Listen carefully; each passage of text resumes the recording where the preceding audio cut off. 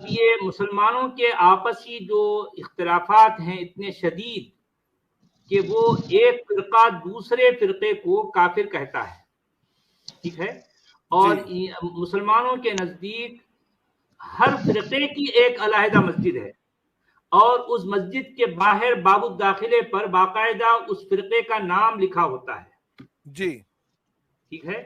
تو اب آپ دیکھیے کہ مسجد اگر اہل حدیث ہے تو وہ اوپر جو ہے لکھا ہوگا یہ مسجد اہل حدیث ہے، دوسری والی اہل سنہ ہے، اور اس کے بعد شیعوں کی ایک الگ جو ہے معاملہ ہوتا ہے۔ اب آپ ذرا غور کیجئے، اسی طرح سے جو قادیانی حضرات ہیں ان کی اپنی ایک علیحدہ مسجد ہوتی ہے۔ اب مسجدیں تو سبھی ہیں، لیکن ہر فرقہ چونکہ دوسرے فرقے کو کافر کہتا ہے تو اس فرقے کے نزدیک اس فرقے والے کی مسجد مسجد ضرار کہلائی،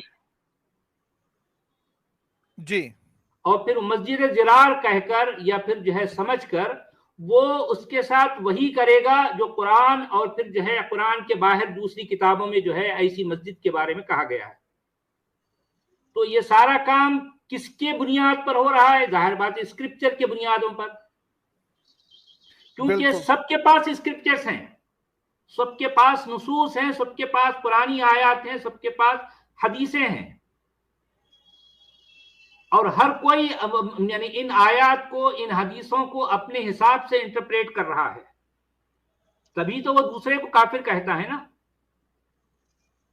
جی، تو اب یہ ایک ایسا ٹیڑھا مسئلہ ہے، اتنا کمپلیکیٹڈ ہے کہ ان فرقوں کا اختلاف آج تک جو ہے ختم نہیں ہو سکا اور نہ کبھی ہو سکتا ہے۔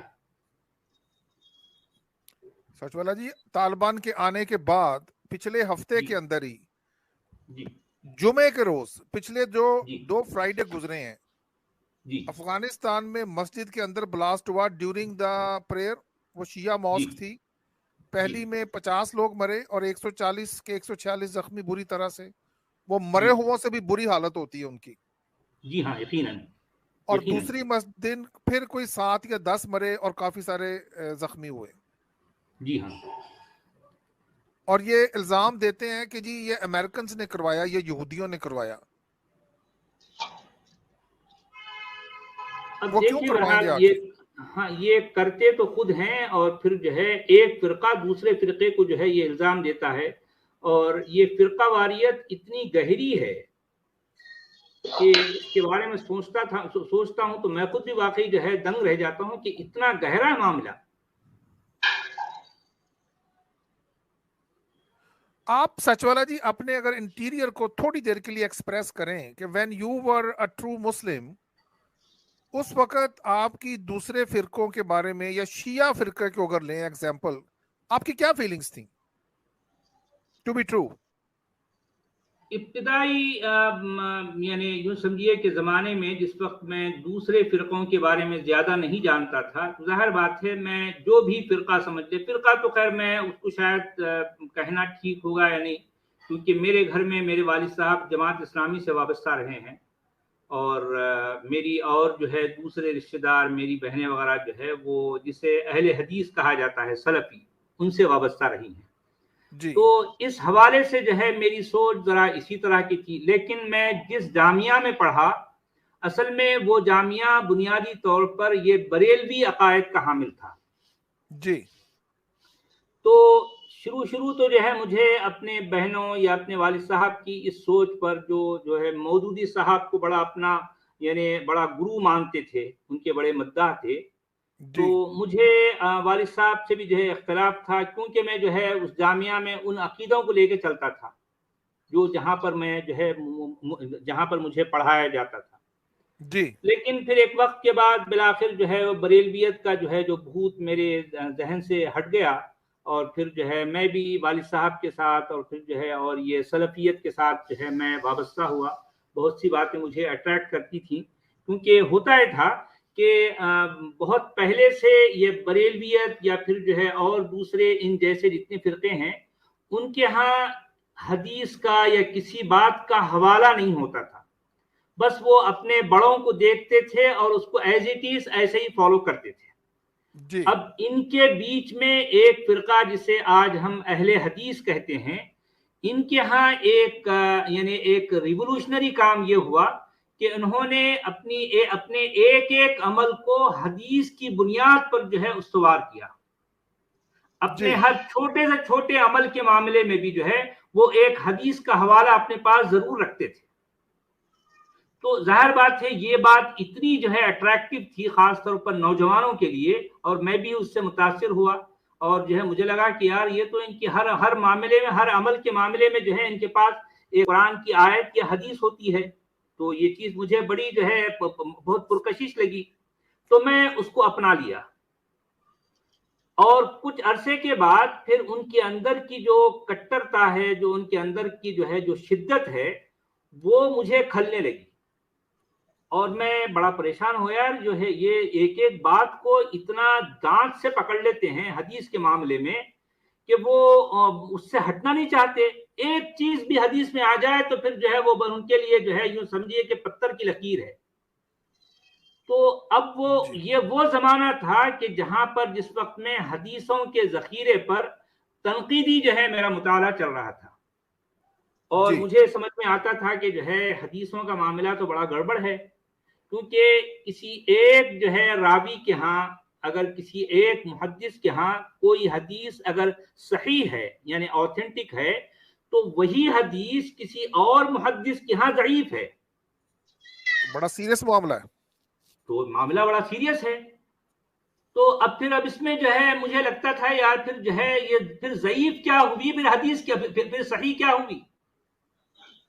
تو پھر لوگ بتاتے تھے کہ نہیں، جس کو امام بخاری نے اگر صحیح کہہ دیا تو وہ صحیح ہے، اور جس کو جو ہے یہ خاص طور پر امام بخاری اور امام مسلم نے اگر جو ہے جن حدیثوں کو ضعیف کہہ دیا یا پھر ان کی کتابوں میں جو ہے یہ حدیثیں شامل نہیں ہیں، تو ظاہر بات ہے یہ حدیث اس گریڈ کی نہیں ہے. مگر پھر مجھے جب پتا چلا کہ خود بخاری کے اندر بے شمار گھپلے ہیں، اب میں نے تو سر پکڑ لیا. میں نے کہا یار تم جس پہ تکیہ تھا میرا وہی پتے ہوا دینے لگے.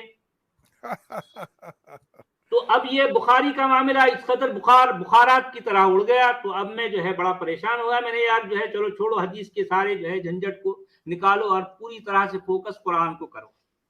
تو میں اس زمانے میں جو ہے ظاہر بات ہے اور بھی کئی جو ہے اسکالرس ہیں، یہ پرویز صاحب کے علاوہ اور بھی جو ہے تمنا عبادی ہیں، اور جو ہے اسلم جیراج پوری ہیں، اور خود سر سید احمد خان ہیں، اور پھر ان کے علاوہ اور دیگر حضرات کو بھی جو ہے میں پڑھتا تھا. تو ان لوگوں کی باتیں مجھے اس لیے پرکشش لگتی تھیں کہ وہ جو ہے حدیث کے سارے ذخیرے کو بازو رکھ دیتے، کہتے کہ بھئی جو ہے اصل جو ہے وہ قرآن ہے، اور قرآن ہی جو ہے یہ اللہ کی آخری کتاب ہے، اور جو ہے یہ بالکل پوری طرح سے محفوظ ہے، روز اول سے ایسی ہی ایز اٹ از چلی آ رہی ہے. تو ہم بھی جو ہے اسی چیز کو ایز اٹ از ماننے لگ گئے، اور کافی زمانے تک میرا سلسلہ ایسے ہی تھا. میں حدیث پر تو بڑا کھل کر جو ہے تنقید کرتا، لیکن میں قرآن کو بڑا آتھینٹک مانتا. یہ زمانہ جو ہے میں اس سے کافی عرصے تک گزرتا رہا. لیکن ظاہر بات ہے پھر جو ہے کیونکہ میں سچائی کا طلبگار تھا. اصل میں ہوتا یہی ہے، دیکھیں ڈاکٹر صاحب، کہ انسان کے سامنے اصل کرائٹیریا جو ہے سچ ہونا چاہیے، نہ کہ عقیدہ. اگر وہ عقیدوں کو پکڑا رہا تو اسے سچائی کبھی نہیں ملتی. یہ ایک حقیقت ہے. اگر آپ سچ کو اپنا کرائٹیریا مانتے ہیں، اپنا جو ہے اصل سب سے زیادہ مقدم سمجھتے ہیں سچ کو، تو ظاہر بات ہے آپ سچائی کے قریب پہنچ جائیں گے. اگر آپ عقیدے کو دانت سے پکڑ کر جو ہے لے کے چلنا چاہتے ہیں، تو ظاہر بات ہے وہ چیز جو ہے آپ کو ہمیشہ یعنی اسی طرح کی بھول بھلائیوں میں جو ہے گھماتے رہے گی، کیونکہ آپ ہر طرح سے یہ چاہیں گے کہ آپ اپنے عقیدے کو جو ہے ڈیپینڈ کرتے رہیں. بھلے آپ کے سامنے سچائی آ بھی جاتی ہے تو لیکن آپ کے لیے آپ کا عقیدہ مقدم ہے. جو ہو رہا ہے اس وقت پورے دنیا میں مسلمان کر رہے ہیں. ظاہر بات ہے. سچ والا جی ایک اسٹریٹ کوسچن پوچھنا چاہ رہا ہوں اسی پوائنٹ پہ، پھر آپ کنٹینیو کیجئے گا. تو سب کچھ جب نکل جا گیا آپ کی زندگی سے، قرآن بھی گیا اور حدیث بھی گئی، تو ٹائم وائز اور تھنکنگ وائز اور ویژن وائز کیا ڈفرنس فیل کر رہے ہیں دونوں کا آپ؟ وہ زندگی اور یہ زندگی؟ اس کو میں ایسے کہہ سکتا ہوں کہ میرے پیروں میں یا میری گردن میں کسی نہ کسی طرح کی بیڑیاں یا طوق تھے جن کو میں جانے انجانے لیے اٹھائے پھرتا تھا.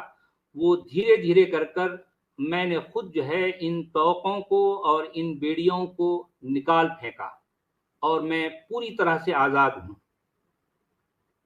اب دیکھیے کہ مجھے حالانکہ کئی لوگ آج مجھ سے پوچھتے ہیں کہ یار جو ہے تم ہر چیز کا انکار کرتے ہو. میں ان سے کہتا ہوں انکار میں کسی چیز کا نہیں کرتا، بلکہ میں کہتا ہوں جو جیسا ہے اس کو ویسا ہی سامنے رہنا چاہیے. میں انکار کسی چیز کا بھی نہیں کرتا. بھئی اگر کوئی کہتا ہے کہ قرآن، میں نے کہا وہاں قرآن ہے. اگر کوئی کہتا ہے یہ حدیث ہے، میں کہتا ہوں حدیث ہے. لیکن آپ یہ کہتے ہیں کہ یہ جو ہے قول رسول ہے، تو ثابت آپ کو کرنا ہے. قرآن میرے نزدیک ایک کتاب ہے جن کو انسانی ہاتھوں نے لکھا اور انسانی ہاتھوں ہی کے ذریعے سے ہی ہم تک پہنچی. اب اگر کوئی یہ دعویٰ کرتا ہے کہ نہیں یہ آسمان سے آئی ہے، یہ فلاں ایسا ہوا ایسے ہوا ایسے ہوا، تو بار ثبوت اس کے کندھوں پر ہے، میرے کندھوں پر تو نہیں ہے. میں کہاں کب اس بات کا انکار کر رہا ہوں بھائی؟ میں تو کہہ رہا ہوں قرآن ہے، بات صحیح ہے، قرآن کتاب ہے، اتنا ہی ہے، اور کچھ بھی. میں کسی چیز کا انکار نہیں کر رہا ہوں. اب لوگ کہتے ہیں کہ نہیں تم اللہ کا انکار کرتے ہو، تو میں کہتا ہوں کہ بھئی آپ جو ہے اللہ کو پہلے ثابت تو کرو، اس کے بعد میں انکار کروں گا. اللہ ابھی تک ثابت نہیں ہوا. بالکل میں بڑا کس بات کا کہاں انکار کر رہا. سچ والا جی میرا پوائنٹ تھا کہ جیسے 5 وقت پہلے آپ کو نماز پڑھنا پڑتی تھی، صبح فجر کے لیے بھی اٹھ رہے ہیں، عشاء کے لیے بھاگ رہے ہیں، اور روزے بھی رکھنے پڑ رہے ہیں، قربانی کے لیے پیسے خرچنے، وہ کیا ڈفرنس ہے how relaxed and comfortable you are? یہ اس پوائنٹ پہ پرسنلی ظاہر بات ہے یہ جو ہے ریلیکسیشن مجھے جو ملی، یہ جو ذہنی جو سکون کے جو ہے ایک بے وجہ کا بوجھ میں اپنے کندھوں پر اپنے سر پر لیے پھرتا تھا، تو اس طرح کے طوق اور ایسے بوجھ سے تو میں بالکل پوری طرح سے آزاد ہو گیا، اس میں کوئی شک نہیں. جی تو ایمانداری اور سچائی، کیا آپ سمجھتے ہیں فرق پڑا؟ اب آپ سمجھتے ہیں کوئی اگر اللہ نہیں ہے، آخرت کا ڈر نہیں ہے، تو آپ بے ایمانی کی طرف گئے یا ایمانداری کی طرف آئے؟ دل سے بتائیں. دیکھیں یہ بے ایمانی یا ایمانداری بھی جو ہے یہ ظاہر بات ہے، یہ بھی آبجیکٹو بہت چیز ہے کہ بھئی آپ جس چیز کو ایمانداری کہہ رہے ہو، پہلے وہ اس کو تولا کیسے جائے گا؟ آپ کے پاس وہ کون سا ڈیوائس ہے جس کو آپ تولیں گے کہ جو ہے یہ ایمانداری ہے؟ ظاہر بات یہ بھی ایک طرح کی آبجیکٹیوٹی ہے نا اس میں. ایسا ہے دیکھیں میں نے اپنے لیے ایک اصول یہ بنایا ہے کہ جس چیز کو میں صحیح سمجھتا ہوں کسی خود اپنے لیے، ظاہر بات ہے وہ دوسرے کے لیے بھی جو ہے میں اس کو ویسے ہی کروں. مثلا یہ ہے کہ میں نہیں چاہتا کہ کوئی دوسرا مجھے نقصان پہنچائے، تو ظاہر بات ہے یہی چیز مجھ پر بھی تو لازم ہوگی نا، میں کسی اور کو نقصان نہیں پہنچاؤں کسی بھی طرح کا. ٹھیک ہے. اب اگر جو ہے مان لیجئے کہ جو ہے اگر میں کہیں جھوٹ بولتا ہوں تو کہیں نہ کہیں میرے اندر ایک طرح کی خلش رہتی ہے کہ یار تم یہ جھوٹ بول رہے ہو. تو کیا پہلے یہ نہیں تھا جب آپ مومن تھے؟ کیونکہ دیکھیں جب میں مومن تھا تو میرے نزدیک اب یہ جو ہے وہ سارا وبال جو ہے وہ سارا وہ جو ہے مطلب اللہ اور اس کے رسول پر ڈالتا تھا نا، کہ وہ جن کتابوں کو ان سے منسوب کیا گیا ہے، تو میں دیکھتا تھا کہ جو ہے یہ اس کتاب میں ایسا لکھا ہے، مجھے کتاب فالو کرنا ہے. اب اس زمانے میں نہ تو میری عقل میری روشنی تھی اور نہ میرا ضمیر میرے ساتھ تھا، کیونکہ ہر معاملے میں جو ہے میں کتاب کو فالو کر رہا ہوں. تھوڑی دیر کے لیے ذرا سوچئے کہ ایک پکا مومن اس وقت تک مومن ہو ہی نہیں سکتا جب تک کہ وہ قرآن کے ایک ایک حکم پر عمل نہ کر دے. بالکل ٹھیک ہے. میں آپ کو ایک ایگزامپل دے رہا ہوں سمجھنے کے لیے، سمجھانے کے لیے. اس وقت تک کوئی مومن ہو ہی نہیں سکتا جب تک کہ وہ قرآن کے ہر عمل پر عمل نہ کرے. ظاہر بات ہے اگر نہیں کر رہا تو اس کا مطلب وہ کسی نہ کسی پرسنٹیج میں وہ جو ہے پکا مومن نہیں ہے یا کمپلیٹ مومن نہیں ہے.